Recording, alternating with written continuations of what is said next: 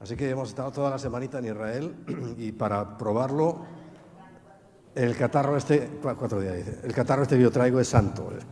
Es de Tierra Santa, todo lo de ahí es santo. Lo que me da rabia es que, bueno, es del último día. Así lo traigo para pegároslo a todos. La verdad que fue un tiempo muy, muy bonito, de descanso y de pasear, y de más pasear, y de ir al muro, aunque nosotros no somos exactamente deudores del muro, somos deudores de la tumba vacía, porque ya Cristo resucitó y por tanto, para nosotros todo absolutamente es ya hecho, ya cumplido en Cristo. Bien, pero esta mañana quiero traer un tema que es bueno, pienso yo, que tengamos claro en nuestra mente. Fijaos, el tiempo que estuvimos allí en el muro, pues estábamos viendo y observando inevitablemente, porque están ahí y son muchos, la conducta de todos los religiosos que hay allí, los que van vestidos de negros, qué hacen y cómo actúan, ¿no? Cómo se están moviendo permanentemente en aquel lugar. Y lo que uno observa es que es una rutina, es una repetición de lo mismo. Además, todos lo hacen igual, todos a la vez. Y yo le decía al Señor, ¿será eso lo que tú quieres? ¿Será que te agrada esa forma de conducirnos, ¿no?, delante de ti? Evidentemente la respuesta no me la dio, pero la puedo saber y entender, y es no. No. Dios no se puede agradar simplemente de que hagamos una serie de acciones, valga la redundancia, y le repitamos casi siempre las mismas palabras. No tendría mayor sentido. Para que podamos entender cuál sería el camino por donde deberíamos transitar nosotros, quiero leeros, hay un texto que está en el Evangelio de Lucas, en el capítulo 15, donde la primera parte la hemos tratado muchas veces y es la que más quizás se use para predicar cuando se habla de los dos hijos típicos o representativos que Dios tiene. Comienza diciendo el versículo 11, a ver, que con el nuevo atril hay que organizarse aquí de otra manera, que ahora nos han dejado al aire. Literal, antes, te digo, estaba uno aquí escondido, ahora... La primera parte, repito, que comienza en el versículo 11, la conocemos. Jesús le dice, un hombre tenía 2 hijos, y el menor de ellos dijo a su padre, Padre, dame la parte de los bienes que me corresponde, y les repartió los bienes. ¿Ves que está en plural? Les repartió, o sea, le dio a los dos, o sea, al uno y al otro.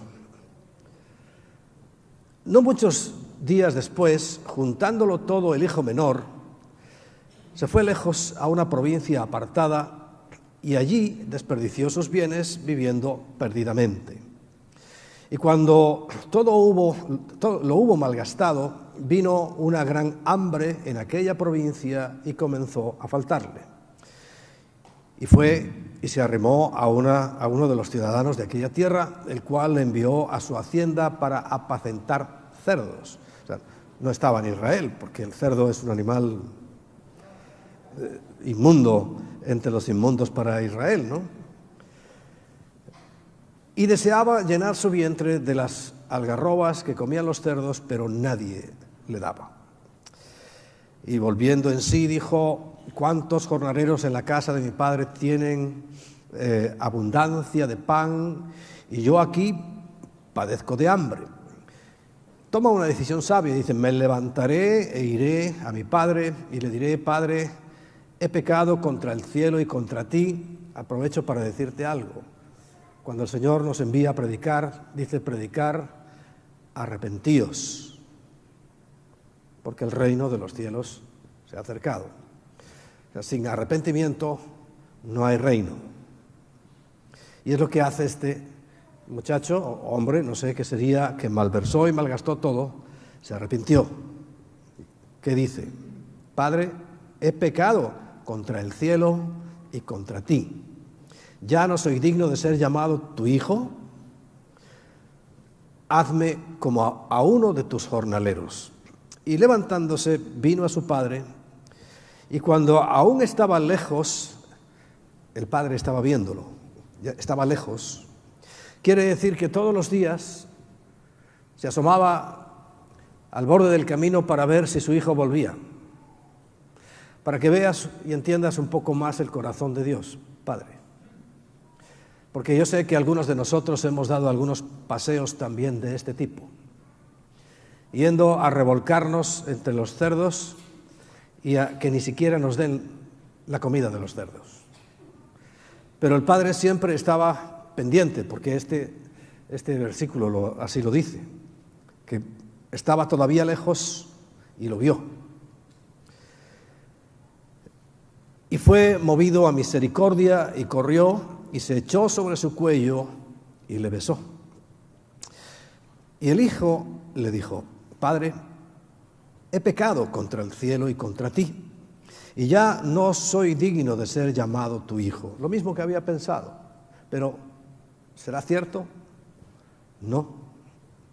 Siguió siendo hijo. A pesar de que hizo lo que hizo, siguió siendo hijo.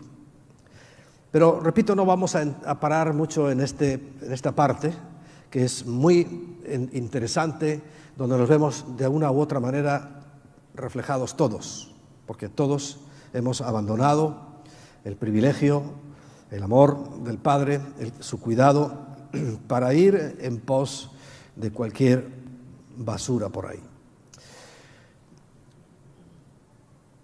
Pero el Padre, estamos en el versículo 22, dijo a sus siervos: sacad el mejor vestido y vestidle, y poned un anillo en su mano y calzado en sus pies, y traed el becerro gordo y matadlo, y comamos y hagamos fiesta. Fijaos qué actitud es la que Dios tiene cuando uno se arrepiente y vuelve. Porque mi hijo era muerto, o muerto era, y ha revivido, se había perdido y es hallado, y comenzaron a regocijarse, o sea, más allá del gozo, regocijarse, una alegría extrema. Pero aquí empieza la historia del otro, que es en la que hoy quiero centrarme. Y su hijo mayor estaba en el campo, y cuando vino y llegó cerca de la casa, oyó la música y las danzas. Muy bien, estaba trabajando en el campo, es perfecto y es correcto. Y llamando a uno de los criados le preguntó qué era aquello. Y él le dijo: tu hermano ha venido y tu padre ha hecho matar el becerro gordo por haberle recibido bueno y sano. Entonces, fíjate, se enojó.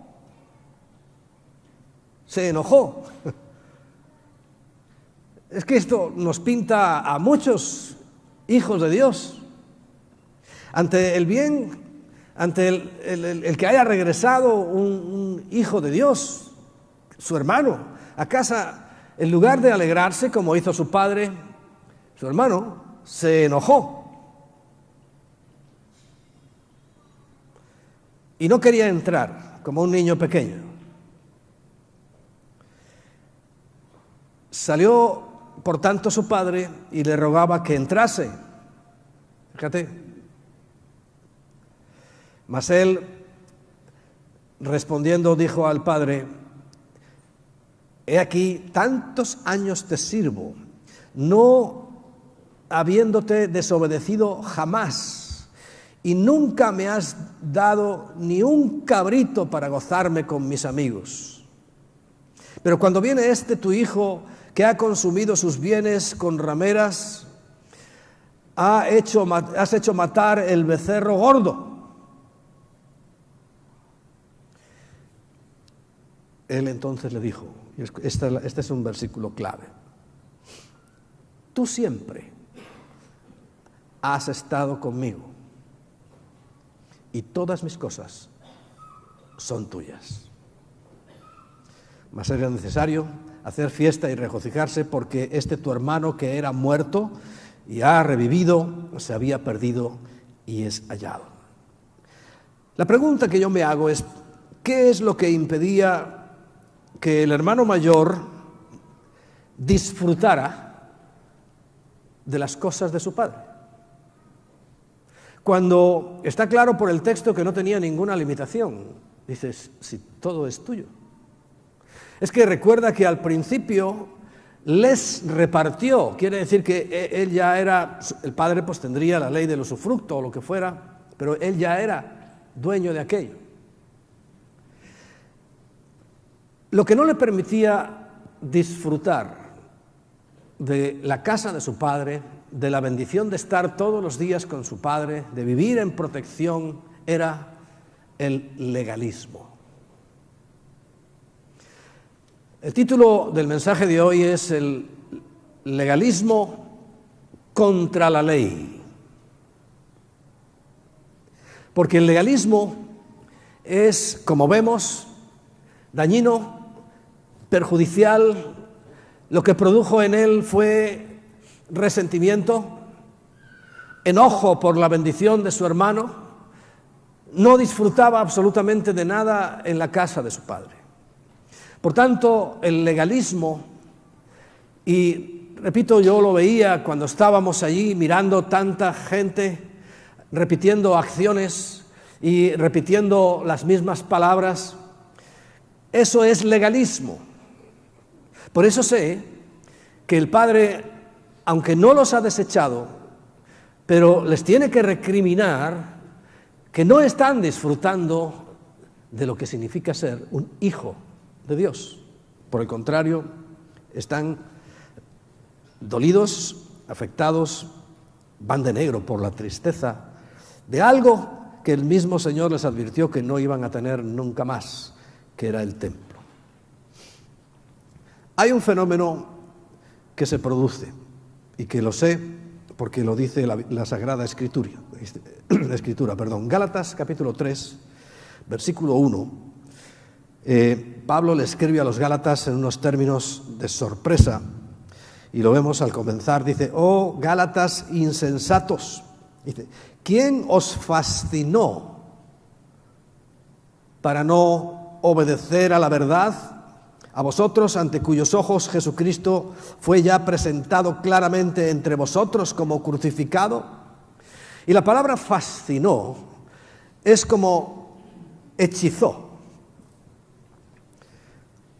Algo que ocurre en la mente, que la turba, que la nubla, que le hace perder el sentido, y como aquel hijo mayor que estamos hablando no es capaz de ver lo que tiene a su alrededor, ni disfrutar todo lo que se le ha entregado para que disfrute. Eso no es atribuible solamente a aquellos que no han aceptado a Cristo, sea quien sea, sino que ahora está hablando a los Gálatas, que dice: ante vosotros ya Cristo fue presentado como resucitado. Recuerda, nosotros no somos esclavos del muro. Y me entristece cuando algunas veces nos convertimos en esclavos del muro. Somos deudores a la tumba vacía, a la resurrección.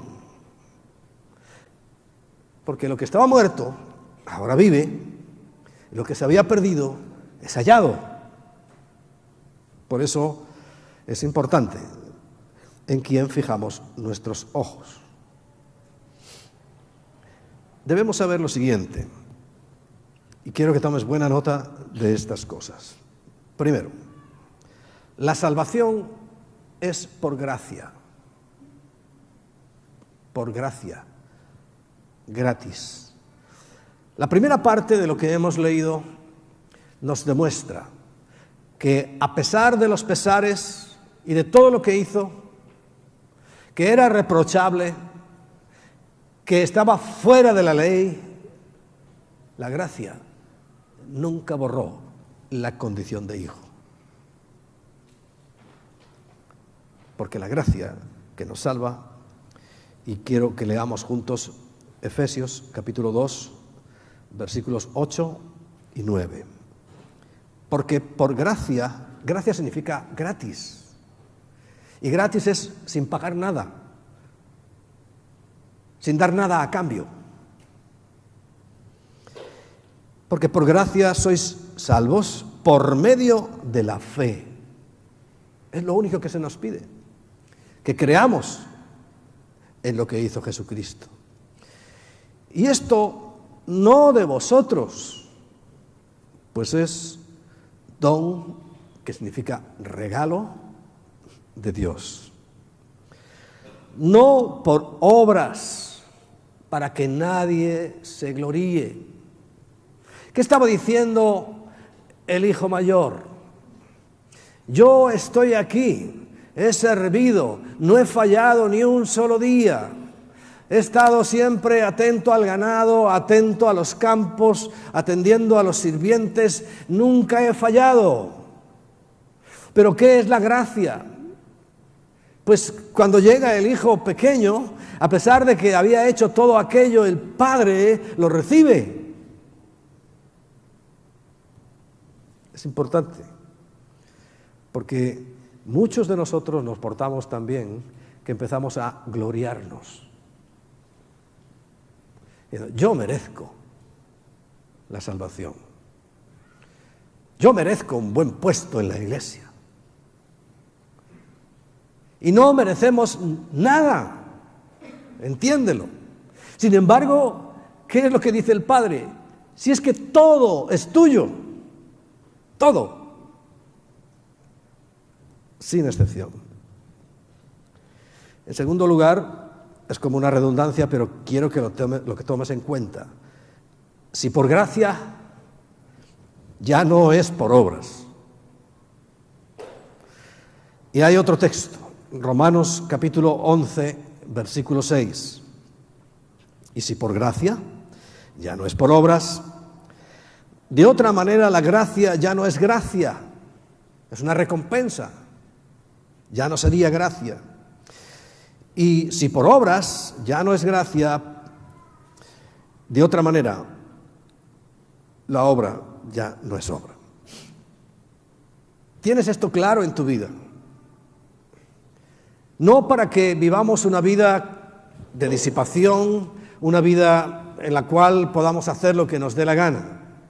Pero tienes que saber que aunque te equivoques, los brazos del Padre siempre estarán abiertos y siempre estará atento para cuando vengas recibirte. Pero eso sí, arrepentido.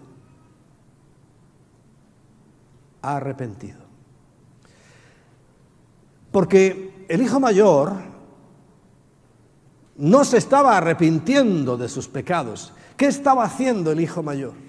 Algo terrible. Sus obras perfectas, nadie le puede cuestionar y nadie podría añadir nada. Su expediente era intachable. Pero estaba atentando quizá contra los dos mandamientos más grandes. Contra el primero, quizá no. ¿Recuerdas cuando le preguntan a Jesús cuál es el resumen de toda la Biblia? Y dice, amarás al Señor tu Dios sobre todas las cosas. Ese es el primero. Y el segundo dice, es semejante a ese. Dice, amarás a tu prójimo como a ti mismo. Ya estaba fallando en lo que resume toda la ley, toda la Biblia. En su segundo planteamiento, falló estrepitosamente y no se arrepentía. Estaba enojado, muy enfadado.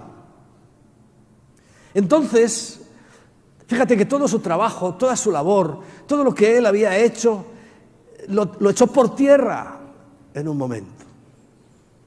Porque no aceptó que hay una ley por encima de todas, que es la de Cristo.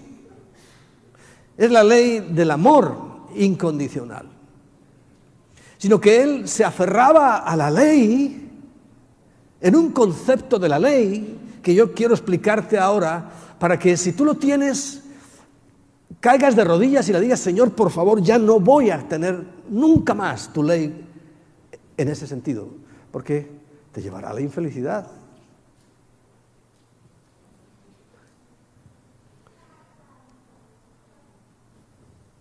Somos salvos no por lo que hacemos, ni siquiera por el bautismo, porque hay hermanos nuestros que están obsesionados con cosas como el bautismo, que hay que hacerlo.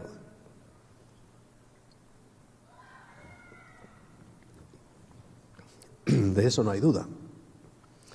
Pero a mí siempre me viene a la mente un ejemplo. Está en Lucas capítulo 23, los versículos 42 y 43.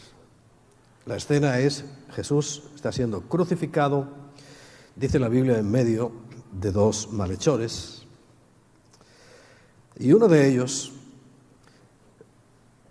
le dijo a Jesús, versículo 42, acuérdate de mí cuando vengas en tu reino. Recuerda, el otro maldecía y el otro renegaba, pero este, a pesar de ser un malhechor, le dice a Jesús: acuérdate de mí cuando vengas en tu reino. Entonces Jesús le dijo: de cierto te digo que hoy estarás conmigo en el paraíso. ¿Dónde estaba? Colgado en una cruz igual que la de Jesús, porque colgaban a centenares de personas. No pudo bajar, no pudo hacer ningún curso, no pudo bautizarse, no pudo hacer nada más que esperar la muerte y recibir la promesa de que ese mismo día estaría con él en el paraíso. Amén. Entonces, repito, no estoy diciendo que no haya que bautizarse, puesto que el Señor lo mandó, pero no salva a nadie el bautismo, sino que es la fe en Cristo. Y para aclarar otro punto de vista, en Filipenses capítulo 2, versículo 12, dice así: por tanto, amados míos, como siempre habéis obedecido, no como en mi presencia solamente, sino mucho más ahora en mi ausencia, dice, ocupaos en vuestra salvación con temor y temblor. Hago énfasis en vuestra salvación, porque no dice de vuestra salvación. Porque cuando las personas están ocupadas en su salvación, creyendo que es la meta final de su vida, hacen cosas, se mueven de una manera que no es correcta. ¿Por qué? Porque la salvación, como hemos visto, y volvemos otra vez a la parábola famosa del hijo pródigo, es una condición que tenemos, en nuestro caso, por Cristo. Y esa condición nunca se borra. Quiere decir que cuando tú pecas, no dejas de ser hijo de Dios para que al instante, cuando te arrepientes, vuelves otra vez a ser hijo de Dios y vuelves a dejar de ser hijo de Dios y vuelves a ser hijo de Dios. Eso no es así. Pero hay mucha gente de buena fe que lo cree. Hay gentes que piensan que esto es así, que la salvación se gana. Entonces están ocupados de su salvación. Pero lo que dice es, tú siendo salvo, en tu propia salvación, es lo que tienes que ocuparte de que esa salvación sea un modelo, sea un ejemplo y lleve a otros a querer ser lo que, como tú eres, por lo que hay en ti. Es una gran diferencia. Notable diferencia de actitud. Porque recuerda, estamos observando la vida de dos hijos que en actitudes diferentes, uno porque derrochó todo, pero el otro porque lo hizo todo bien, pero casi a la final el peor era el que lo hizo todo bien, porque lo puede estropear por no tener el concepto adecuado de Dios. Y en vez de en un ferviente hacedor de la ley de Dios, que es buena, que convierte el alma, que nos salva, se convirtió en un legalista que aún le ponía al mismo que puso la ley, le pone dificultades, diciendo, no puede ser. Le estaba diciendo a su padre, ¿cómo es que tú ahora, después de que ha malgastado todo, no puedes perdonarlo? No puedes recibirlo de esa manera. Eso es el legalista. Entonces yo cuando veo a cristianos legalistas, a hijos de Dios, que yo no dudo si son hijos de Dios o no, ¿sabes? Eso lo vamos a saber cuando estemos ahí al final, eso sí. Lo que yo sé es que en Cristo está la salvación. Recuerda, he querido que tengas claro en tu mente que es por gracia, que no es por obras, de ninguna de las maneras, sino es por la fe en Jesucristo. Por eso, qué tristeza, ¿no? Que no nos ocupemos en nuestra salvación. Yo sé que soy salvo, tengo descanso, porque esa seguridad de salvación lo que trae es un descanso a mi alma. Yo ya no estoy tratando de justificarme delante de nadie, sino que ahora vivo en libertad para amar, para hacer, para bendecir, para hacer todo, pero en la libertad de Cristo, porque Él nos hizo libres, totalmente libres, allí en ese madero. ¿Qué es la ley? ¿Qué es la ley? Hay dos conceptos que quiero que tomemos en cuenta. El primero, el concepto griego. Y luego vamos a ver el concepto hebreo. La palabra ley en griego es nomos. Nomos. Y el pensamiento que hay con esa palabra nomos es que es una lista de cosas que enojarían a Dios. Una lista. Algunos creen que los mandamientos es una lista de cosas que enojan a Dios. Y se quedan en ese concepto, convirtiéndose, por tanto, en legalistas. Porque claro, yo no hago las cosas porque no quiero que Dios se enoje, pero está sufriendo. A mí no me cabe la menor duda de que este hombre, el hijo mayor, era un amargado. Pero un amargado de libro. Vamos, de hecho está en el libro de la vida. ¿Por qué? Porque él tenía la ley de Dios como ese concepto. Es una lista de cosas que y yo no las voy a hacer pero no vivía en libertad de ninguna clase. Sin embargo, la palabra hebrea es Torah. La Torah. Esa es la ley. Pero el concepto, no la definición, sino el concepto es ir por un lado y por otro transitar por el camino. De tal manera que el concepto de la ley de Dios es que nos da un camino por el cual tenemos que transitar. Un camino. La palabra ley no es eso, una lista de esto te voy a machacar como lo hagas, sino que es un camino. Fíjate, me gusta la explicación de un rabino. Este rabino dijo lo siguiente: no somos castigados por nuestros pecados. Es un poco profunda. Sino por medio de nuestros pecados. Hay que echarle cabeza.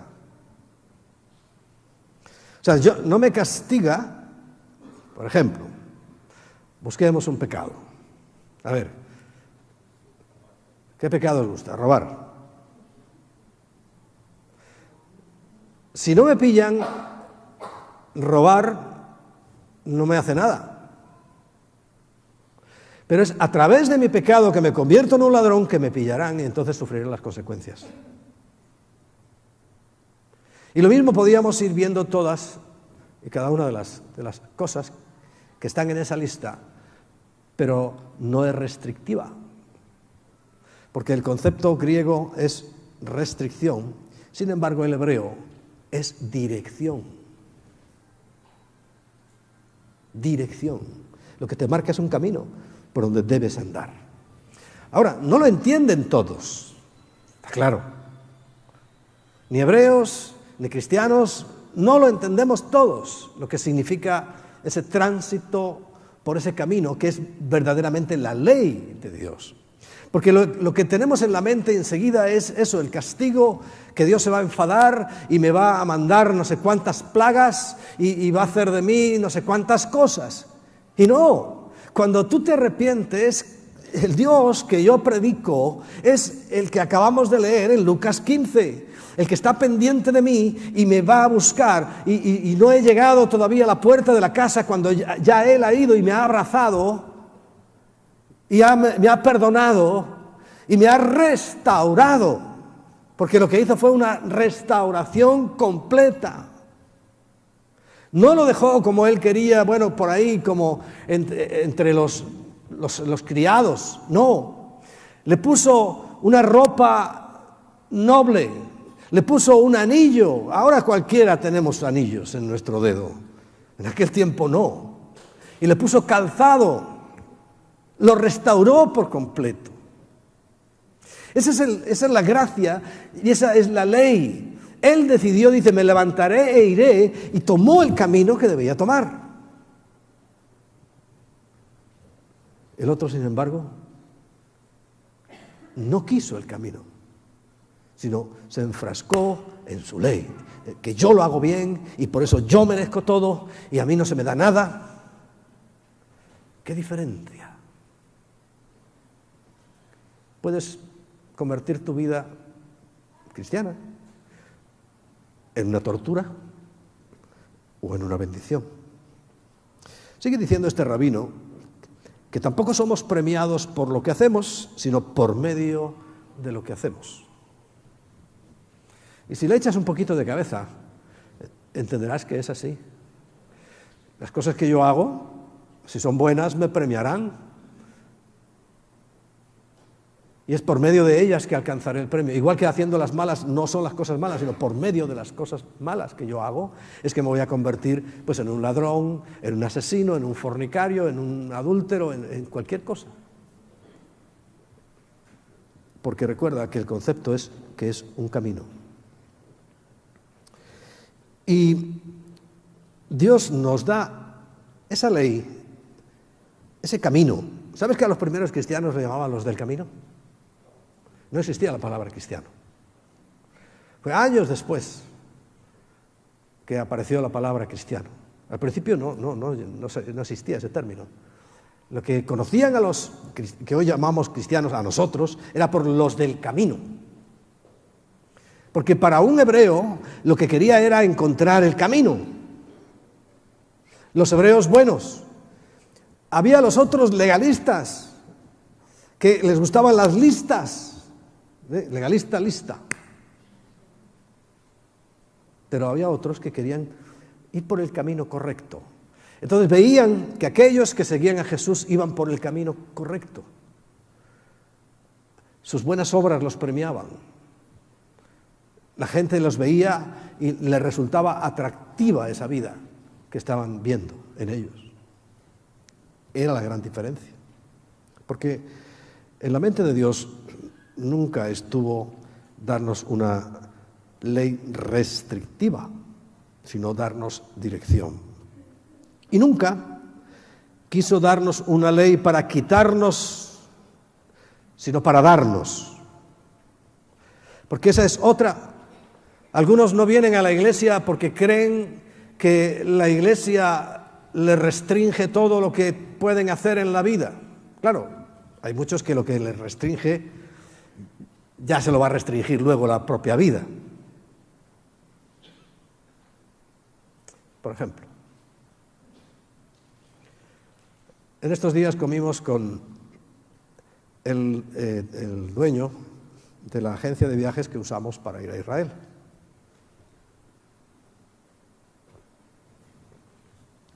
Emma os lo habrá contado como un milagro, que estaba ya desahuciado literalmente, con un problema fuerte en el hígado, en toda la zona de los intestinos, etcétera, etcétera.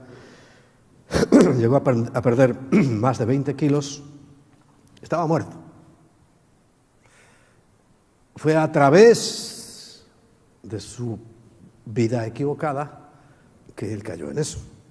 Luego, ahora el Señor lo ha sanado y estuvimos comiendo con él y estaba contento y daba testimonio porque ahora está recuperándose. Y está viendo que sí hay poder en la oración, etcétera, etcétera. Pero no es el punto. El punto es que él llegó ahí a través de su pecado. No fue el primer día que pecó.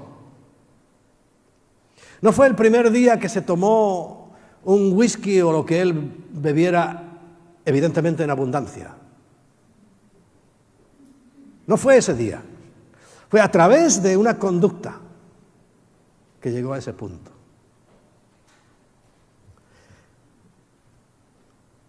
Ahora, cuando Dios dice que uno no debe hacer eso, ¿está quitándote algo o está dándote? Yo creo que nos está dando salud al decirte que hay cosas que no puedes hacer, hay cosas que uno no debe comer, hay cosas que uno no debe beber. ¿Me está quitando o me está dando? Tiene muy poquita más edad que yo, muy poquita. Sin embargo, su aspecto es lamentable. No estoy diciendo que yo esté bien, pero él me lo dijo: tienes muy buen aspecto, Enrique. Y cuando nos levantamos de la mesa, después de que terminamos, porque estaba sentado todo el tiempo cuando nosotros llegamos, empezó a levantarse y diciendo: uy, es que tengo un mal equilibrio. Dice, me doy cada trastazo. Un hombre que además había sido futbolista profesional. Y luego andaba así. ¿Qué quiso quitarle Dios? Nada. Quiso darle vida, quiso darle salud, quiso darle honor. Si no eres un ladrón, por ejemplo, tendrás honor entre tu comunidad, entre tus amigos. El diezmo, por ejemplo, que yo sé que cuesta mucho entenderlo. Dios no te quiere quitar un 10%, no. Dios quiere bendecirte en un 90% de un negocio que no es tuyo. Te va a dar un 90% además bendecido, protegido. ¿Recuerdas lo que decía la ley del diezmo? Traed todos los diezmos y las ofrendas al alfolí y haya alimento en mi casa. Y dice, probadme ahora en esto, si no abriré las ventanas de los cielos y derramaré bendición hasta que sobreabunde. Pero tú nunca vas a ver la sobreabundancia si no haces lo otro. Y dice, y además reprenderé por ti al devorador. Y lo que está implícito ahí, tú no puedes reprender al devorador. Tú no eres más grande que Satanás. Le vas a dar 40 voces, pero él le entra por un oído y le sale por otro. Pero a Cristo no. Y eso es lo que él dice. ¿Te quiere quitar un 10%? ¿O quiere que tu 90% sea de inmensa bendición? Toda la ley de Dios, toda es así. Pero yo quiero que la entiendas, porque el legalismo nos ata, nos esclaviza. Pero el vivir sin ley, porque alguno dice, bueno, la gracia es, aquí ancha es Castilla, todo vale. No, no todo vale. Porque el vivir sin ley, sin la senda, por donde tú tienes que caminar, significará perdernos. Si tú no sabes el camino que tienes que tomar, te perderás más tarde o más temprano. Por eso, lo que en esta mañana yo quisiera que saliera en tu corazón bien definido, bien marcado, bien arraigado, es un último concepto. Está en Romanos capítulo 10, versículo 4. Este no lo tenía apuntado. Porque el fin de la ley es Cristo, para justicia a todo aquel que cree.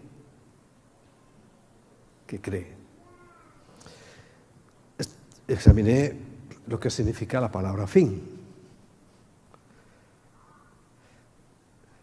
Es una palabra en griego, telos, y habla de una meta, habla de propósito, habla del punto al que se apunta, valga la redundancia, habla de concluir un acto, habla de que es un estado, es un resultado, es lo último. Por tanto, toda la ley termina en Cristo. Eso es lo que significa el fin de la ley, es Cristo. La finalidad para la que se dio la ley es Cristo. Él cumplió toda la ley, lo cual no la desechó como algunos creen. Dice, bueno, ya pasamos la página y ahora ya podemos vivir de cualquier manera. Al contrario, a partir de Él, como Él la cumplió, ha hecho fácil o ha hecho posible que todos nosotros podamos vivir. Pero en una ley que la tenemos que ver bajo la mentalidad del Padre. Por eso el primer texto es la clave. Por eso Lucas nos habla del corazón del Padre, del corazón de Dios, como es. Porque Él sí dio las leyes. Y estoy seguro que le dolía profundamente cuando su hijo menor tomó lo que le había dado y lo despilfarró. Pero recuerda, en esa ley había un camino de vuelta. ¿Sabes? Y aprovecho para comentaros algo, para que vosotros, en vuestra medida, podáis permear donde estéis, para ver si a alguien se le abren los ojos.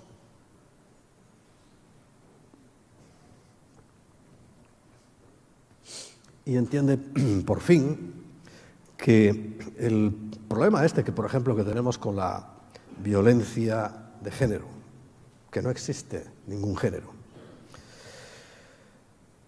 se agrava cada vez más que se hace una ley nueva. ¿Sabéis por qué? Porque no hay ningún camino para el hombre. Está confinado y aplica una máxima española que dice, si ya no puedo ir para ninguna parte, me da lo mismo 8 que 80. Toda ley tiene que tener un camino de vuelta. Y vemos claramente como en esa ley perfecta que Dios hizo. Primero, yo no quisiera bajo ningún concepto que fuéramos legalistas.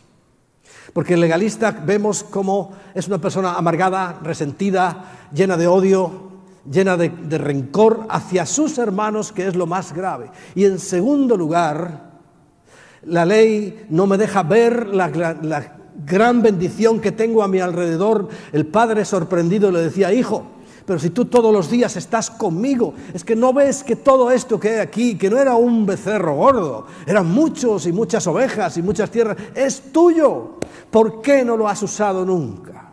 ¿Por qué no has disfrutado de ello? Significa que cuando te vuelves un legalista no disfrutamos de nada. Estamos todo el día machacando a los demás. Y no estamos aquí para machacar a nadie, estamos para enseñar el camino y acompañar en el camino. y dirigir en ese camino. Porque recuerda, la ley es un camino marcado por Dios donde nos dice, haciendo esto, harás el bien. Por eso tus pecados no te condenarán, sino a través de ellos te condenarás. A través de ellos te enfermarás. A través de ellos acabarás en la cárcel o donde sea. Por eso, antes de nada, yo quisiera que en esta mañana hiciéramos una revisión de nuestros corazones. Vamos a dedicar un tiempo para orar y para revisar estas cosas ante la presencia de Dios. Hay caminos que al hombre le parecen derechos, pero su final es un camino de muerte. Yo quisiera que ahí delante del Señor, en oración, tú le dijeras, Padre, ¿qué clase de hijo soy? ¿Qué clase de hijo soy?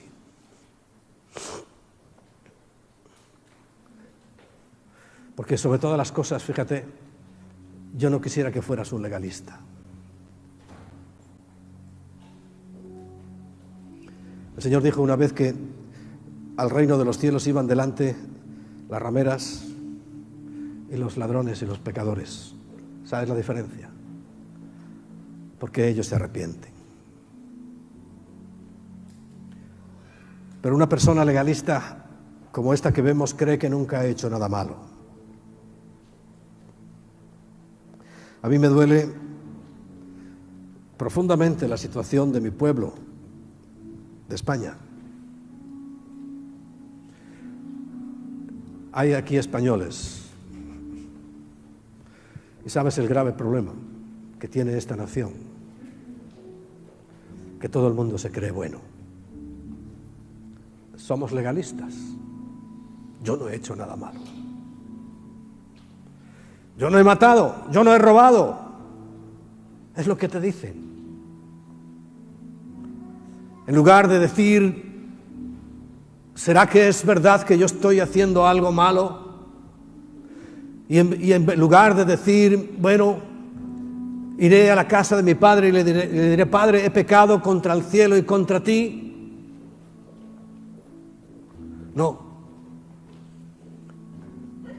Aquí nunca nadie ha hecho nada malo. Qué tristeza. ¿Qué pasará con ellos?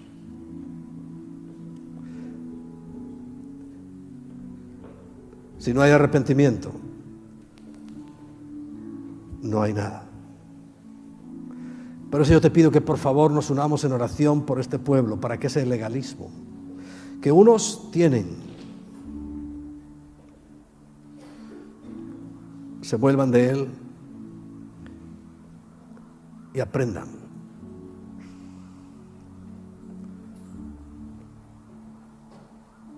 Y cada vez que voy a Israel, pues le digo al Señor, ¿cómo podemos hacer para que este pueblo reaccione ante ese mensaje de amor perfecto que tú nos das?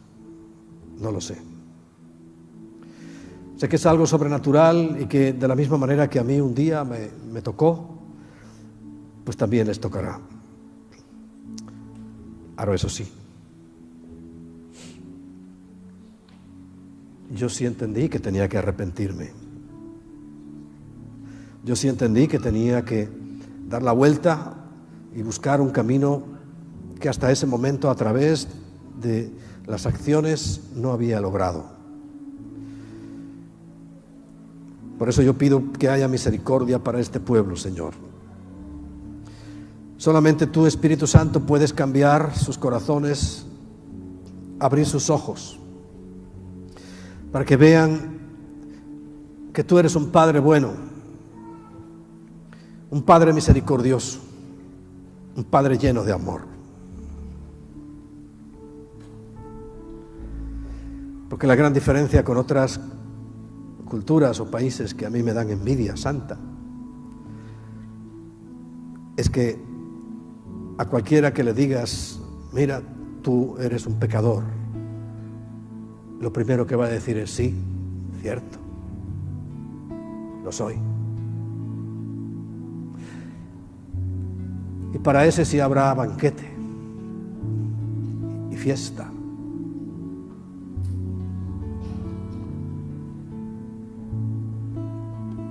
Y habrá el cordero, el becerro gordo que se matará, y se harán bailes.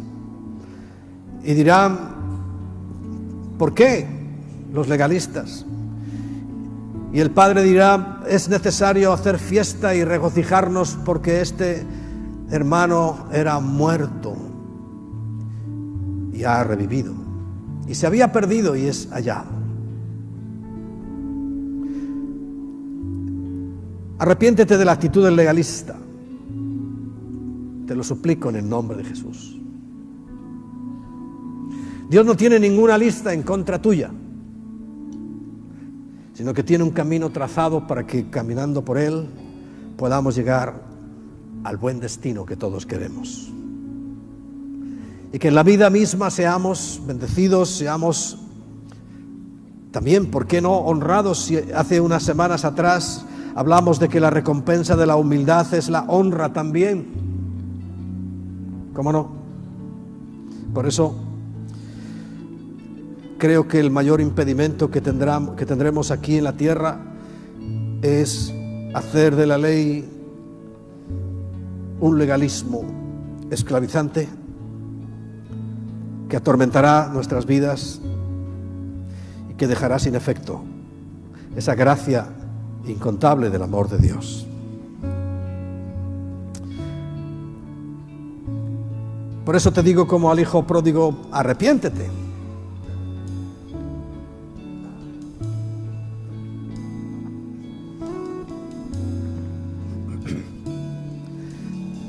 Y vuelve a los brazos del Padre. Está esperándote. Está aguardando a que regreses.